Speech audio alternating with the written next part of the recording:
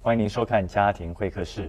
我们在会客室里有一系列的教导是有关婚前的导航，是来帮助各位要进入婚姻的男女呢，在婚前有好的一些的准备。我们知道每一个人想要进入婚姻的时候，他对婚姻可能有许多美好的一些的梦想，有一些憧憬，非常向往要进入婚姻里面。我们换句话来讲，这些的梦想或是这些的理想呢，都可以说是一种的期待，我们对婚姻的一种的期待。而当这些的期待呢，你可能对这些婚姻有强烈的一个期待，而这个期待没有办法真正的实现的时候，那一些的一个挫折呢，常常是对给我们的心理上面极大的一个痛苦，甚至是一种伤害，而且在婚姻里面带来许多的一些的冲突。那我们要如何来面对这些不同的期待呢？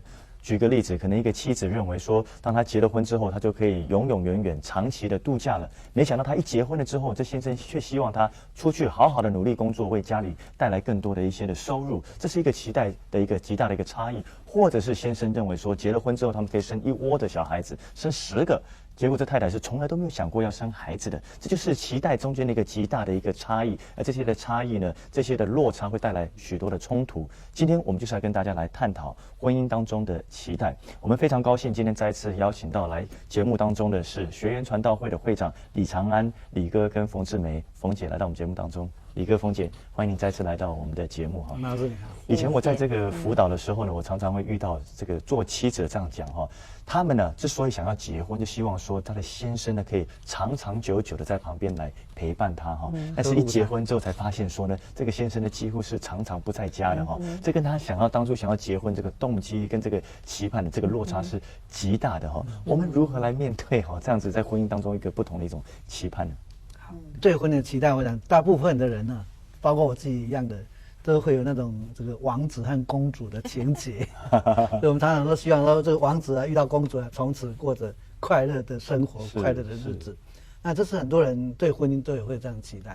其实期待没有什么不好，但问题是，如果我们期待是错误的，建立错误的期待，一旦这个期待落空了，那我们就产生这个失望，失望了就会放弃了，就想。也许不结婚比较好，后悔了，或者说想换人做看看，可能换一个人会更好。那另外第二，可能要开始修理对方，要改造对方啊。你这种是个木头人，不讲话，你好歹给我每天讲几句话也可以。那这叫改造对方。那这改造当然彼此都不是愿意被修理、被改造的，所以就会产生冲突。那一旦有了冲突呢，就会造成伤害，最后婚姻就早上破裂。所以这是我们常常会，就是常常我们会建立在这种一些错误的期待上面，比如说角色的期待啊，就是刚才你就期待先生天天可以呵护他呢，可以嘘寒问暖呢，像捧一朵花在手上一样的，爱他陪他讲话。对，说怎么一结婚就要洗碗、要洗衣服、要抹地板，从来没有想到过。那么所以这种角色的期待错误。另外一个就是对爱的表达的方式，有些人想说，希望这个恋爱可以延伸了，就是天天可以说我爱你这个，但是没想到这个结了婚以后就说不出来，很生气，说你以前不是常常说我爱你，现在怎么都不说了？先生就说我在结婚典礼那天已经早就告诉你了，说一次就够了，说一次永远有效，不会改变的，如果改变我会告诉你。所以这是对爱的表达的方式。另外一种生活方式，刚才谈到一些结婚的谈恋爱的时候都是进出式餐厅啊。这个美好的音乐啊，这个柔和的灯光，还有人在旁边拉小提琴的，很浪漫这个。但是这个进入生活里面就是现实柴米油盐的，怎么都是这些事情实在是很头大。那种生活方式的期待，这个不一样，所以常常会造成这个对婚姻上面会有落差。那么这个会失望。其实这是一种错误的期待，那这是我们需要小心的。如果我们有错误的期待呢，常常我们会对婚就有负面的看法。负面的态度，最后就是负面的结果。是，所以其实，在结婚之前呢，在婚前的时候，如果能了解说彼此之间的一个不同的一个期待哈，所以当他们进入婚姻，他其实有心理准备的哈。可能你的期待跟我的期待不一样，但是当他们进去的时候，他们都已经是心理准备好的哈。或者是有一些，其实在婚前的时候就可以先去谈妥了哈，看怎么样先解决，就可以避免了哈。那冯姐，我们知道彼此之间是有不同的期待，但是如何来着手来了解之间不同的一种的期待呢？对，所以我又要再次拿出这本书，叫《婚前准备完全手册》哈。是。那在第38面有一个对婚姻的期待调查表，你看多么完备，替你完全想好了。它有一个调查表，让这对准新人或者想考虑婚姻的人可以来彼此问这些问题。比如说，他把这个期待啊分成好几个层面。第一个，你对婚姻关系的期待。什么叫做婚姻关系的期待？什么叫婚姻关系的期待？就是你认为结了婚以后，我们两个人要怎么样维系我们的关系哈？比如他说，结婚以后你会如何做决定？遇到重大决定的时候。你或者一般的决定，你觉得你想做就好了吗？还是你会来征得我的同意？还是你觉得我们还要去问问爸爸妈妈？就是每一个人对这些重大的决定会有不同的期待，很重要的。或者是说婚后你希望有多少时间可以与你原来的朋友相聚？可能很多男生认为，我以前每个星期6晚上我都是跟我的那些哥儿们在一起的，或者这个太太觉得这个我跟我先生结婚以后，我那些朋友已经不重要了，我就是要每天守在你身边，而且你要守在我旁边。对对对。所以我想这是可以来事先沟通的，所以他把它分成婚姻关系，你对婚姻关系的期待，你对财务这方面的期待，你对居家的期待，你对家务事的期待，你对子女养育的期待很多社交活动、娱乐这方面。我想就这个一个一个来讲哈。对于婚姻关系，其实我们可以从婚礼开始谈起，你就发现那个期待是非常非常不一样的。对，哎呀，有的女孩子觉得她一生就这么一次，所以婚礼她要非常非常的完美，非常的隆重。对那可是男生可能觉得要这么麻烦吗？我们去公证一下就好了。我们钱要省下来是为了以后嘛，对不对？我们在教堂里面办就好了，不用喜宴。可是女方可能觉得那怎么可能？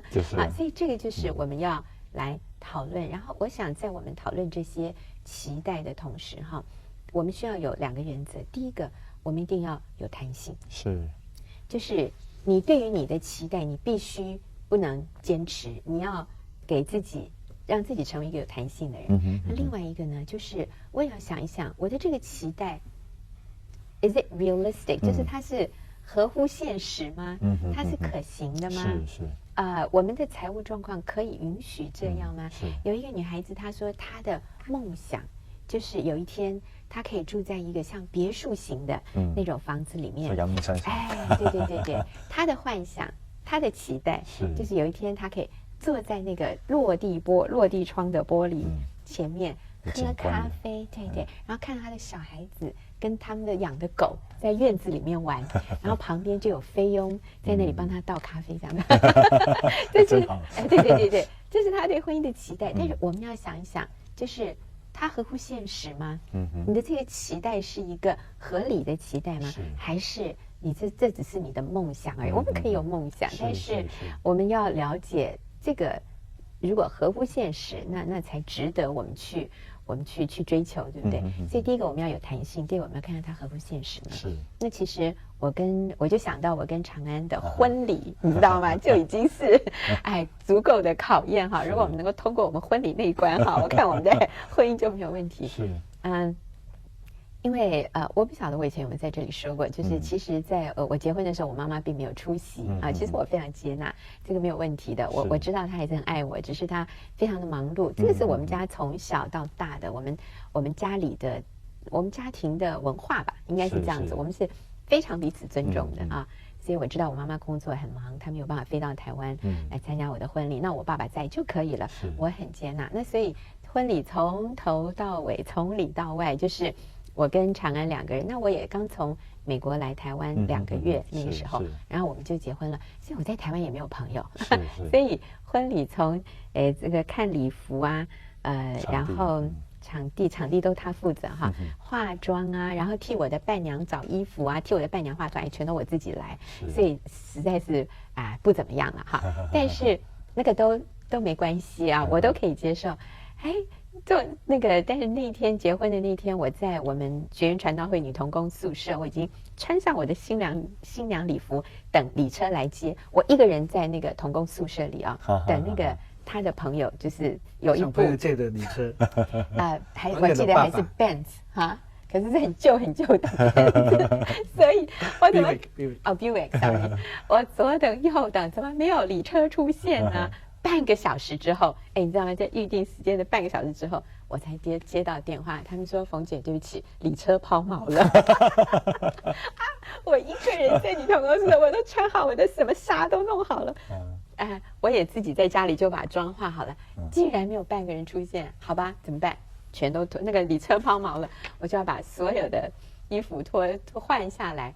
然后因为我们那时候真的很穷啊，没钱，所以我也没有一件像样的衣服哦，我就只好穿回我原来的牛仔裤，然后穿一件咖啡色的上衣，然后就提着我的这个新娘婚纱礼服在一个箱子里面，然后右手提着化妆箱，我就坐计程车去教会。然后我走进教会的时候，没有人知道我是新娘子，他们说怎么新娘子还没有到？我总不能自己穿着婚纱礼服就坐计程车去吧？是。可是你知道吗？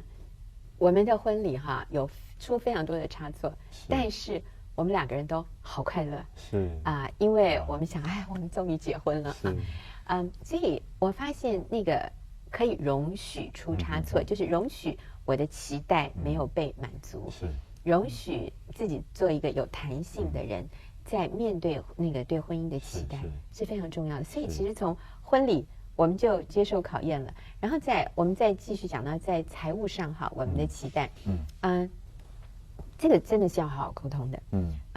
有一对夫妻或者很多夫妻其实都是这样子，一方觉得我们的钱如果有多的，那当然就要拿去投资啊。那另外一方觉得，如果我们有钱，我们就要存起来啊。所以一个是坚持要存钱，这样比较安心，比较有保障。那另外一方呢，就是要去投资，或者要去买不动产，或者要去买更多的东西。所以这个在婚前如果能够有一个共识，有一个协调，那记得就是用这2个原则，一个是有弹性，愿意尊重对方然后另外一个就是它是不是合乎实际我的期待是不是一个正确的。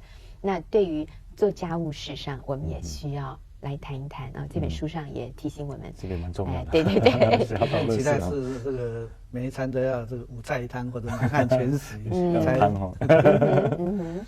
定要很正式才算一个家，像一个结婚的样子。对，有的人觉得我既然结婚了，男人会觉得我既然结婚了，那每天晚上当然就应该开火啊。可是如果太太也上班的话，那太太觉得是说，你上班我也上班呢，我们在外面吃的多简单，对不对？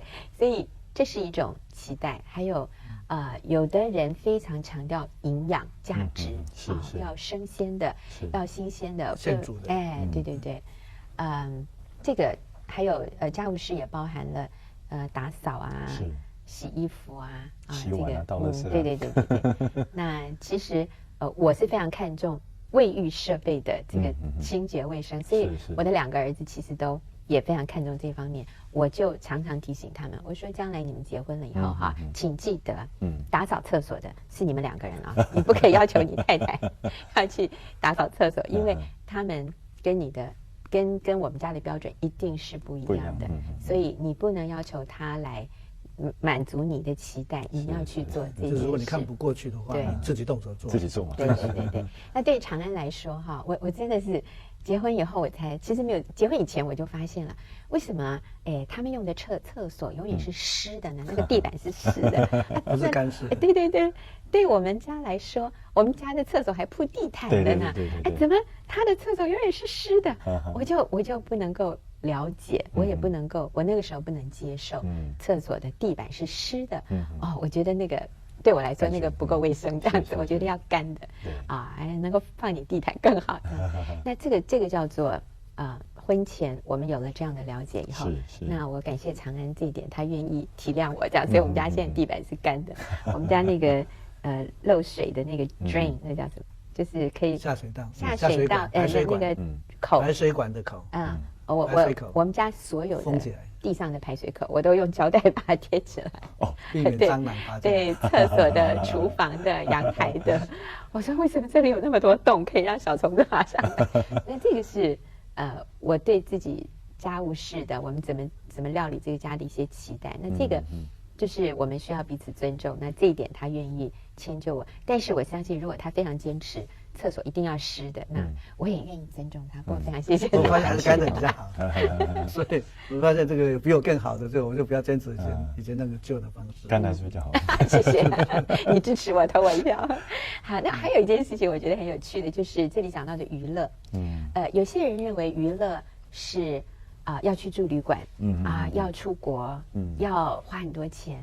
那有些人认为的娱乐就是我坐在家里租一个录影带，我们看就非常开心了。那这个一定要做调整。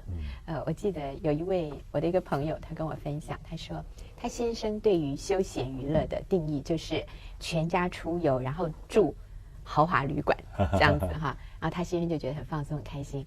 那有一次呢，他们就到了这样的一个旅游胜地，然后住进了这个旅馆。然后他一进那个旅馆的房间，他们都住很高级的豪华的房间。一进去以后啊，就看到一大束玫瑰花放在那个房间的中央。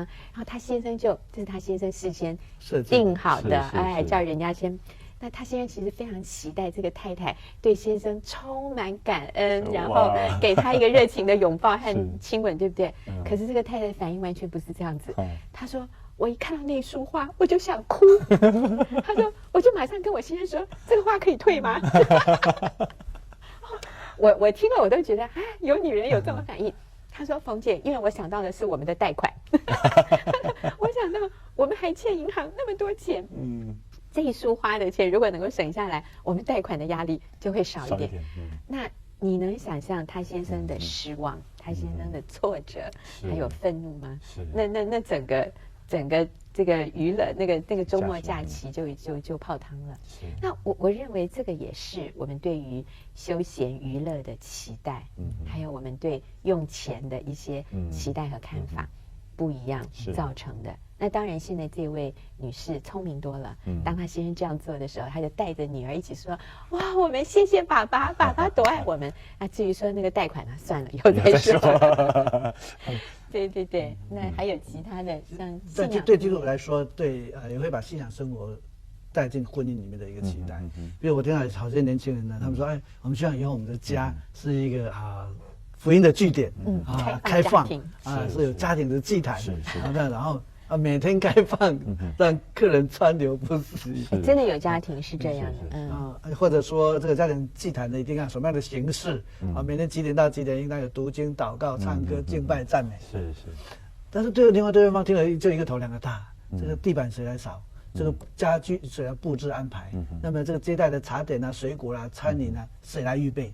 这个就是你只要开口说，然后大家欢迎大家来，做好先生，睡觉我要去做黄脸婆，所以开始就会产生冲突。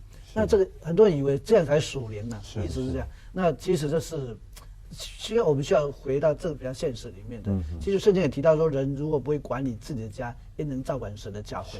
这里告诉我们说，在生活和属灵上面要平衡，也都要好好的管理，而不是说一头热只往一个极端方面倒那样才是一个很正常。那其实这是错误的。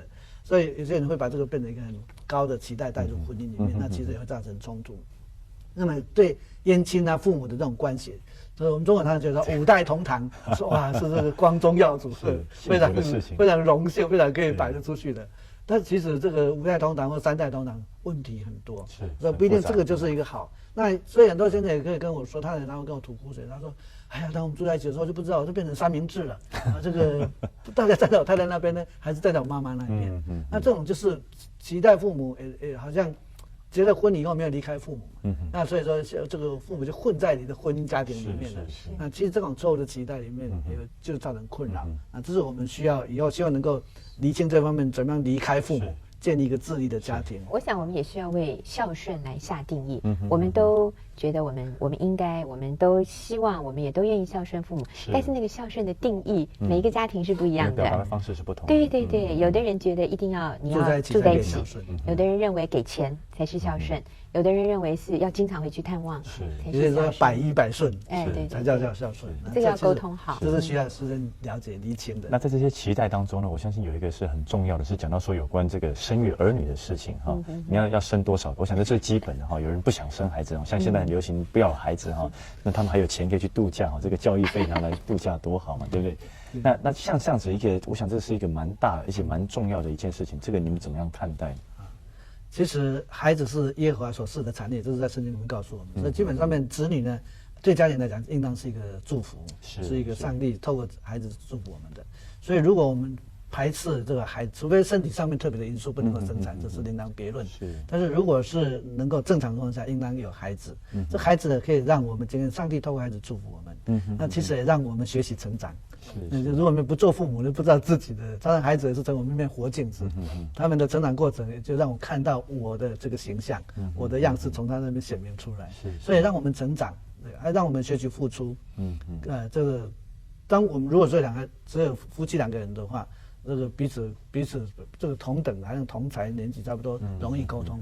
但你跟一个小孩子的时候，你怎么样来放下身段，怎么样舍己，怎么样谦卑？所以圣经告诉我们要回转向小孩子。所以如果我们没有跟孩子生活的时候呢，我们就不知道怎样回转向孩子，所以可以失去很多的祝福。我也对姐妹们说，因为可能很多女人怕生小孩哈，那我说你生孩子是短短痛苦一下，可是他带给你的祝福是一辈子的，所以孩子带给我们快乐、盼望，孩子也带给我们成长。所以这个彼此之间的不同的期待是需要花时间去了解的、去认识的，而且刚才谈的很重要，要有比较弹性一点不是僵化的、僵硬的，非要这样子不可的哈，而且是看它是不是合乎实际的哈。好吧，我们最后1分钟的时间，好不好？请2位给我们带一些结语给观众朋友。好的，如果我们对婚姻有正确的期待，加上正确的计划，付出正确的行动，那可以美梦成真。那我想对于期待，我们就再重复一下：你需要有弹性，你需要合乎实际。那当然还有很重要的，我们要愿意尊重、接纳对方，调整我们自己，也来配合对方的期待。非常谢谢今天2位所带给我们的分享哈，非常实际的一些事情是我们应当在婚前就要预备好的，要讨论的。非常谢谢你们，谢谢各位亲爱的朋友，我们休息一下，等一下回来节目的现场。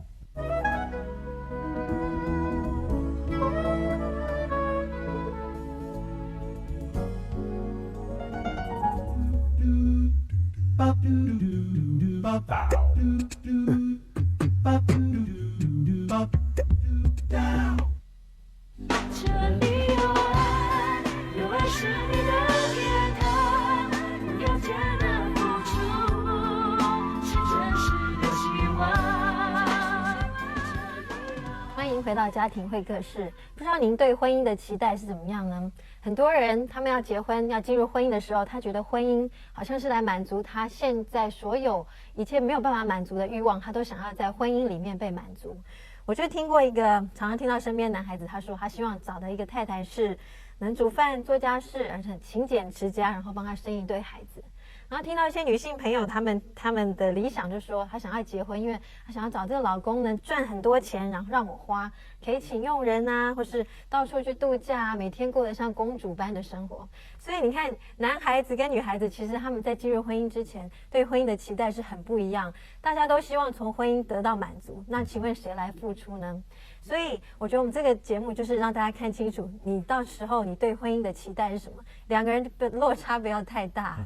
所以这也是为什么我们常常会建议朋友说，在结婚之前呢，一定要有婚前的辅导。为什么婚前的辅导这么样的重要呢？其实因为你彼此之间的一个不认识哈，会带来婚后许多的问题，许多在结婚之后他所面对的一些的问题跟难处，很多的时候在婚前的时候，如果你有婚前辅导的话呢，那很多的问题在婚前就可以避免掉，甚至可以解决的。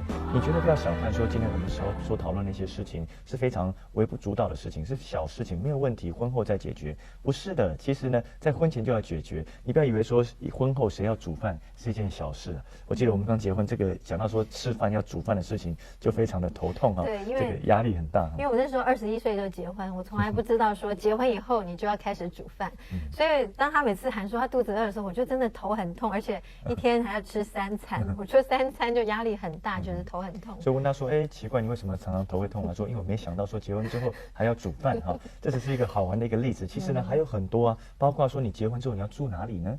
像说我们的 case， 我们最后我们是住到美国去，这些其实都在婚前就要先讨论的哈。你要是来住哪边，你是不是要跟家人一起住？是跟你的家人住，跟我的家人住，或者是婚后我们要生几个孩子哈？其实到我们现在还在讨论说我们应该生几个孩子，这其实在婚前的时候都应该要规划先讨论的。但是因为你认识了说我们之间有彼此不同的一个期盼。有不同的一个期待，那我们就可以好好的谈一下，说什么是一个有弹性的一个妥协的一个方式，就说不是完全照你的方式，也不是照我的方式，我们两个可以讨论一下，有一种什么方法可以彼此的妥协，彼此的互相尊重。另外一个，就像今天我们冯姐所跟我们分享的，我们这样子的一个期盼呢，到底是合理吗？到底合乎实际吗？这些都是非常重要的问题。如果我们好好的花时间先来探讨，而且来讨论这些问题，我相信你在婚后的时候会非常的容易面对许许多多的难处的。对，的确，我们对婚姻的期待要真的是合乎现实，是真的可以落实的，不是像那个童话故事里面公主跟王子浪漫的生活。所以两个人先说好，我们彼此对婚姻的期待，一件一件事很务实的来一起讨论，写下来，其实这是很有帮助。今天非常谢谢您收看我们节目，希望我们的节目对你有帮助。你有任何事情都请来跟我们分享。愿上帝赐福您。愿上帝赐福您。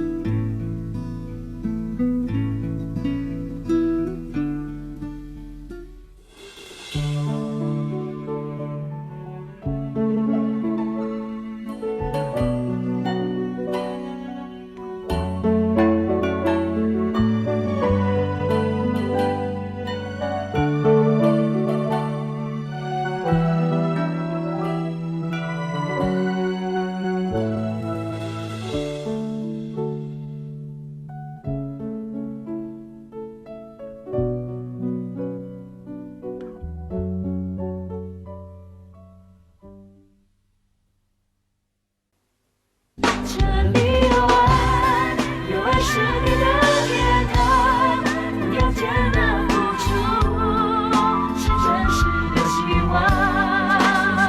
这里有爱，给你孤单的心房，在你心中的不安，我们陪你走过这一段。家庭会客室，关心你我的事。大家好，我是黄国伦，欢迎您收看家庭会客室。在我们会客室这一个系列里，我们一起讨论一个主题，是有关婚前导航。我们很希望帮助所有要进入婚姻的男女呢，在婚前的时候就做好预备，所以当进入婚姻的时候呢，就有一个幸福跟美满的一个婚姻。我们常常听人家讲说呢，情人眼中呢是出西施的，好像在婚前的时候，我们怎么样看对方呢？他总是完美零缺点的。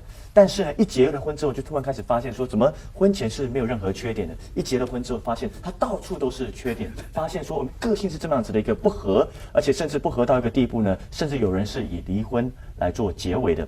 我们真的是这样子结了婚，一个人个性有一个极大的一个改变吗？还是在婚前的时候，其实我们彼此之间就有一些差异，而我们不自知呢？所以在今天的节目当中呢，我们要跟大家一起来探讨这个主题，如何来认识彼此之间的一个差异。因为认识彼此之间的一个差异，我们就能避免在婚姻当中因着这些差异所带来的冲突。今天非常高兴，我们再次邀请到学员传道会的会长李长安李哥跟冯志美冯姐来到我们节目现场，来跟我们分享，他们都是资深的婚姻辅导。李哥、冯姐，欢迎来到我们的节目现场。谢谢黄老师你好。谢谢黄老师。好了，李哥，我一开始就问你一个问题哈，我们要认识彼此之间的一个差异哈，但是要如何来着手呢？好，我想认识彼此的差异哈，我们要了解这个差异的范围啊，其实分两方面我们需要了解的。是第一方面是品格上面的差异，品格上这品格差异就譬如说不诚实啦，啊这个有暴力倾向啊，是这个不能够负责任啊，这个不能够信守承诺，这就是品格上面的问题是。第二方面呢是性格、个性上面或者性向上面的差异，比如说可能做事慢一点呐，或者做事快一点呐，讲话直一点呐，讲话含蓄一点呐，比较感情用事一点呐，或者比较理性一点呐，这是属于性向上面的差异。那这两方面呢，在品格上面的差异呢，这个我们要好好考虑，你要不要做这个选择哈？那在性向上的差异呢，这个我们今天会讲到怎么样来面对这种差异。那刚才您提到说怎样来着手这方面，我是觉得男女双方呢可以彼此来说出自己的优缺点，自己来说会比较没有受威胁。那进一步呢，就会可以请对方，哎，你看看我们在交往当中，你看到我什么缺点没有？是。或者有什么优点没有？是。那这个从主观、从客观来交织交互，这样可以彼此了解，可以交换意见。比如我跟我太太在交往的时候，她就跟我说：“李长安，你小心哦，我是不会做家事的，我不会煮饭的。”我就说没有关系啊，我是什么都吃的。所以就是从这里面来认识差异，心里是准备好。我不说，因为他不能煮饭，这个就因为我是要跟他结婚，不是要找一个会煮饭的，这个像是佣人之类的，不是这个这个样的一个选择。所以这个对我来讲，我学习来接纳。那冯姐呢？对，我想我在这边可以再一次提醒哈，这本书叫《婚前准备完全手册》。那这本书哈，我觉得真的是能够帮助你们想要进入婚姻的年轻人来在这里面得到很多的一些提醒。像在116面哈，这里就有一个表格，那就是让准新人或者如果你们已经很认真的在交往，你们可以从116面的这个表格里面来了解彼此的性向。我觉得这个性向是需要了解，是需要接纳的。这里面没有所谓优点与缺点，但是刚刚长安提到的这个品格的这个部分哈，那可能是比较更重要，我们不要妥协的。但是至于说这个性格方面，我们是需要接纳的。譬如说在这里你们可以来了解彼此其中一个人是不是比较中规中矩，另外一个人比较随性一个人比较这个按部就班，另外一个是比较有创意的，比较这个想象力丰富的。通常这是一个互补或者你是比较坚持己见，而对方是比较有弹性的或者你是比较主动，而对方是比较被动有的人比较工作取向，有的人比较人际导向，有的人比较悲观，有的人比较乐观性子急，或者这个比较是慢半拍的，好交际，或者是比较退缩的，在人际关系上面比较富有同情心，或者你是比较冷漠，比较果断，或者是犹豫不决。一个人他比较紧张，比较得失心重，那另外一个人可能比较轻松，比较无所谓。其实这都是很好的互补没有所谓的对与错，而就是不同而已。这个跟真理是无关的而另外一个人比较有自信心，另外一个人比较缺乏安全感一个人比较对人严厉，对自己严厉另外一个人是对别人对自己都比较恩慈，比较有弹性好，那或者一个人是比较理想主义，另外一个人比较脚踏实地一个人比较喜欢主导，另外一个人是喜欢等候指令的。你看这两个人配得多好一个比较感情丰富，一个比较理性，一个比较爱说话，另外一个比较沉默。那这样的不同我们可以在这个量表上面来写，你是在2呢，还是在9呢你是在0呢，还是在10呢，或者你是比较介于中间，我是4或者我是6，你从0到10给自己来打一个分数，看我在这样的一个特质上面我是比较偏哪一方面，那你也把对方你认为对方的他比较偏的那个方向也把它画下来。我想这样是一个很好的彼此在个性上面的了解。那这个如果在婚前我们就能够清楚的话，是最理想的。所以刚刚李哥谈到的就是说很多要来了解彼此之间的一个差异，是用彼此的一个分享由自己来表达，是一个很好的一个方式。那冯姐意思说，它这是正式的测试，有一个测验，那个就是非常精准，有数据的，有就是一个一个来一步把它走下来那就是说，那如果人已经开始发现说，那我们之间就是有一些的不同，那我们要来如何来看待这些的不同？因为对很多人来讲，这些不同呢会造成他们极大的一个冲突那我们如何来看待彼此之间的一个不同，甚至让这个不同呢对婚姻是一个帮助，而不是一个伤害这样的？是的，我想起初上帝造男造女，就是讲到说亚当独居不好，造一个配偶帮助他，所以基本上是帮助的，不是互相冲突拆毁的。是。所以这种差异的存在，基本上面是一个上帝的一个杰作，是能够彼此互补的。就好像说一个人看的一个角度是有限的，两个人看的角度就可能360度都会看得清楚。所以两个人会看得比一个人看得清楚。所以基本上面这是一个互补的，是好的。所以我们千万不要拒绝这种差异。一开始说你跟我不同，你怎么这么感性，不像我这么理性，你怎么这么情绪多端，跟你在一起真没意思。其实呢，跟情绪有变化的人在一起才有意思，才有变化。只是我，这样才有变化。所以基本上面我们不要拒绝这种差异性，我们要欣赏这种差异本来就是对我有好处的，对我可以补足我的不足的地方。比如说我太太她在数学上数字上面她很有概念的，我对数字上面就完全没有概念，所以永远不知道我们有没有存款，有我家里剩下多少钱我都不知道，我只知道说今天有饭吃就可以了。因为我以前小的时候呢，就只要想到下一餐有饭吃就可以了，不要想到明天。所以我对数字就没有概念。这样的对我一个好处就是它就可以帮助我在我们家里面这个数字方面呢，尤其就由他来管，我就就可以放轻松，不会有很大的压力，有一个人帮助我，所以基本上这是一个互补的。那么有些人觉得说，哎呀，你怎么这么爱说话啊？我不爱说话，那这是很累啊，要听你讲话。但是我个人觉得我是比较不爱说话的。对，如果你在节目上看到，对，可能他的话，如果你算一下数字，可能他会讲的话比我还多啊。但是呢，我是觉得这也是一个互补。那么常常我跟一些听众啊，我的朋友说哈，就是如果没有我太太话多，我就没有话说，因为我很多的资讯、很多的资料都是我太太告诉我的。但内政部提供的，内政部提供的，所以这是可以彼此互补，而且这是可以，就是看得更全面一点。基本上面呢，对我们是有好处的。所以我们从一个角度来看，说差异其实是一种的帮助哈。其实它不是一件不好的一件事情，它甚至是加分的，它不是来减分的哈。是的。那我想说，一般的人比较困难的就是说，他希望说别人是跟他一样的。所以说，当我看到说你跟我不一样的时候，我会想尽办法去改变你哈。你如果不跟我一样的话，我会非常的痛苦哈。你为什么这么多话？我一定要想办法让你真的是不讲话哈。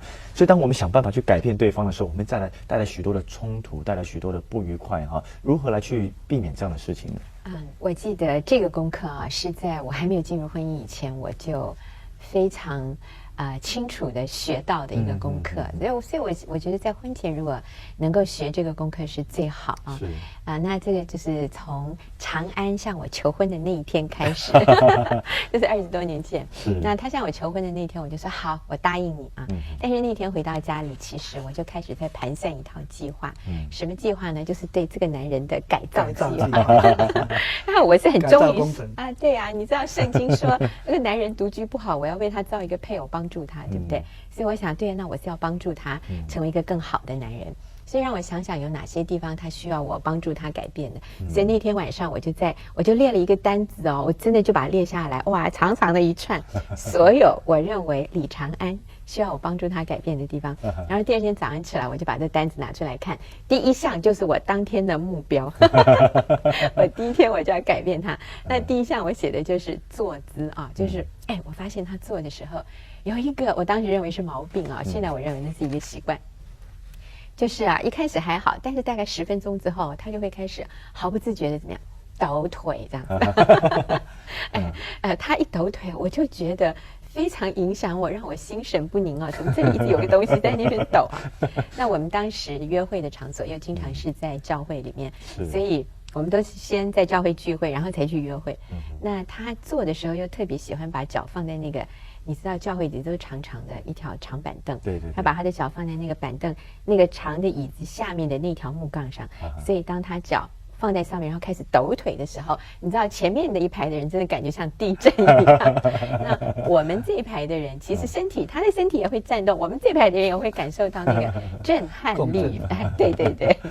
所以我就觉得非常非常不能忍受，我就跟他说：“你下次再抖腿，我就给你打下去。”后来我发现打的这个声音太大了动作也很大，就引起旁人的侧目，所以我就觉得好，我要用更聪明一点的方法，我就改用捏的。对，我想他开始感觉到怎么坐在我旁边是这么紧张的一件事，那这才是第一天哦。我不晓得常人那时候心里有没有想说，这个不像你求婚还好，怎么一求完婚就两个人关系陷入紧张。隔天呢，我看那个单子上面的第二项叫做餐桌礼仪。坐有坐相，吃要有吃相。那长安家里，他常常说11个兄弟姐妹，所以吃饭的时候就是饭菜不够吃，所以我公公每天都说吃慢一点，吃慢一点，少吃一点，少吃一点，对，每当后面的人，对，每当我公公这样说的时候，长安跟他的兄弟姐妹就吃得更快更起劲了，所以他吃饭的速度是很快的，那相对的就发出比较大的声音，那这个对我来说是很难忍受的，因为我吃饭从小，因为我们家环境还算好，所以我吃饭都拖拖拉拉再加上国2的时候，我们家就移民到美国去了，所以我妈妈就非常在意我们有没有学会这个吃西餐的餐桌礼仪，因为不能丢中国人的脸嘛。那吃西餐最重要的就是要很斯文，不能发出很大的声音对，尤其喝汤绝对不可以有那这种声音都不可以有，不能用吸的，不可以用吸的，不可以用吸的所以你能想象，当我跟他一起吃饭的时候，我就觉得我看我大概没有办法跟他生活在一起。有趣的是当我们还没有说要结婚的时候，只是谈恋爱的时候，哎，这些都没有造成我的困扰，哎，是当我想说，对我将来要嫁给他了，哎，怎么这些一个一个就，哎，好奇怪哦。所以呢，在我答应要嫁给他之后的2星期哈，我就决定我不能嫁给他了，我后悔了，我要跟他解除婚约这样子。所以那天早上，其实我也在。想今天长安来的时候，我要用什么委婉的方式告诉他说我后悔了，我不要嫁给你了。那其实这个时候，上帝在我的心里也在跟我对话。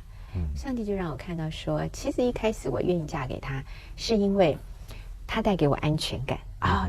我觉得他满足了我的虚荣心，因为他常常跟别人说，你知道吗？我是翻跟斗追到冯志梅的意思就是，你看我，哎，对对，我多么了不，我多么有价值，他还要翻跟斗追我。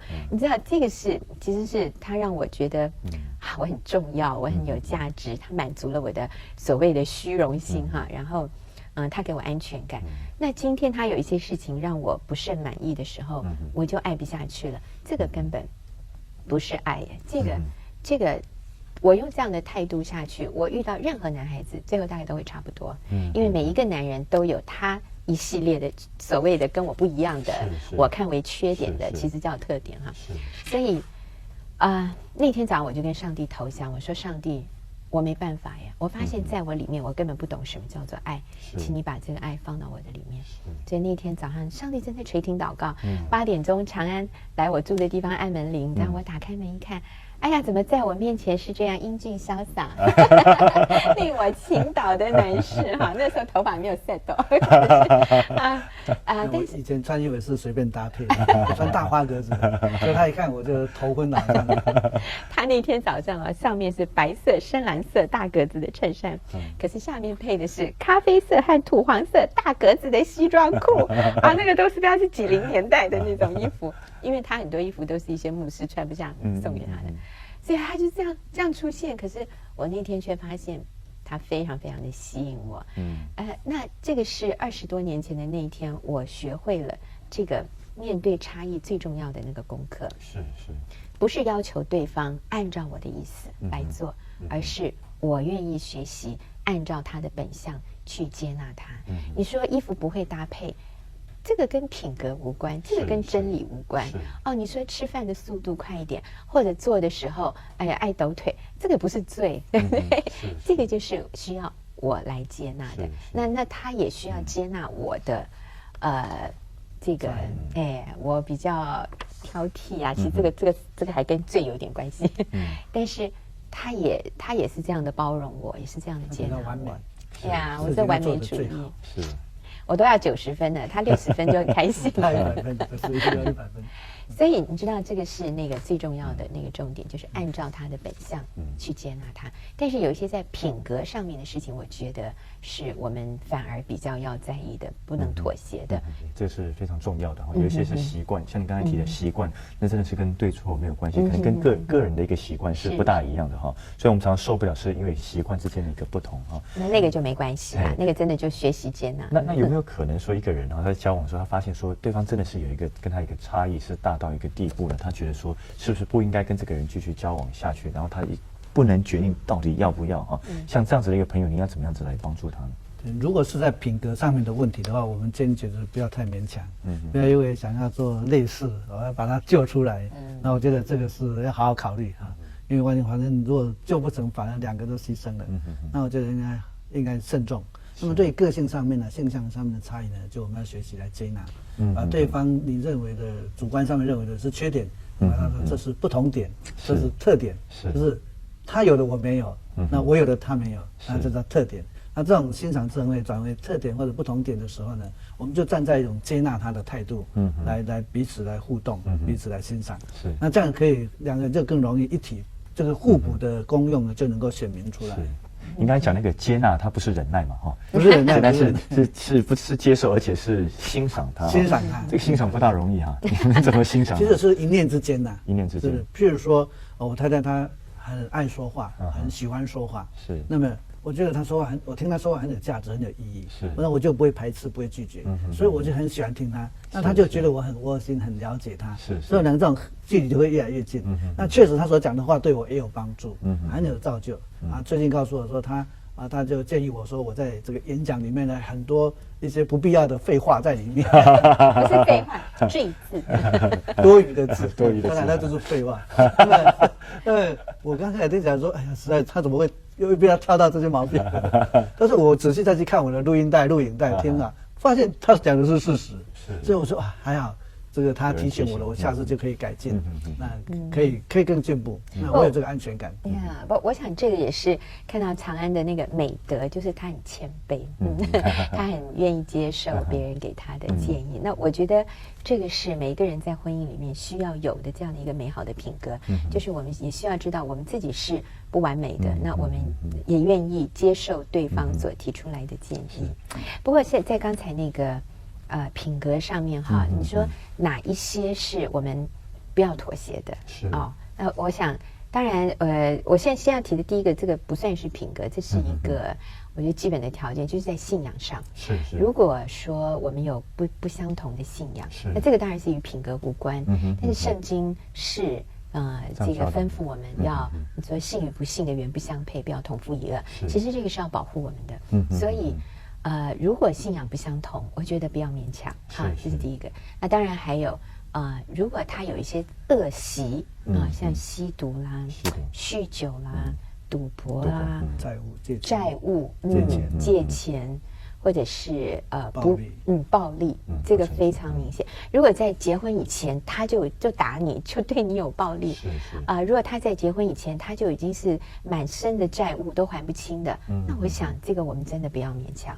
我们就像刚刚常人说的，不要想要成为那个救世主情节哈，我要去拯救他因为我很同情他，所以我要去救他，我要去把他救他脱离苦海。我想这个是不合适的，这样的一种状况。不要用婚姻来救他，而是可以帮他请他去戒酒啦，去戒毒啦，这方面送到那边去，而不是用婚姻来救他。用别的方式，是用别的方式，用别的方式来帮助。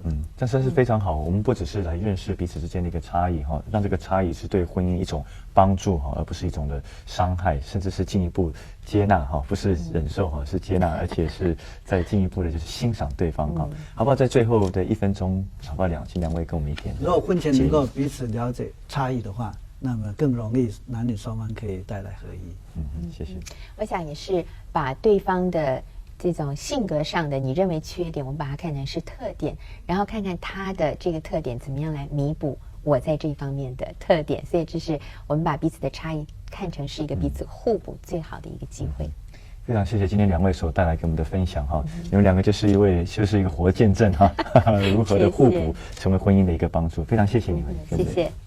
亲爱的朋友，我们先休息一下，等一下回来节目的现场。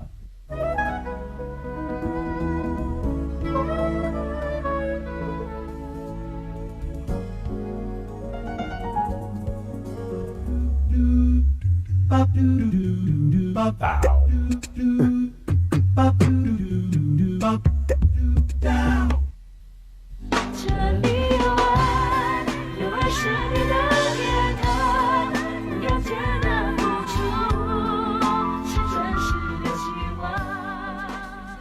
欢迎回到家庭会客室。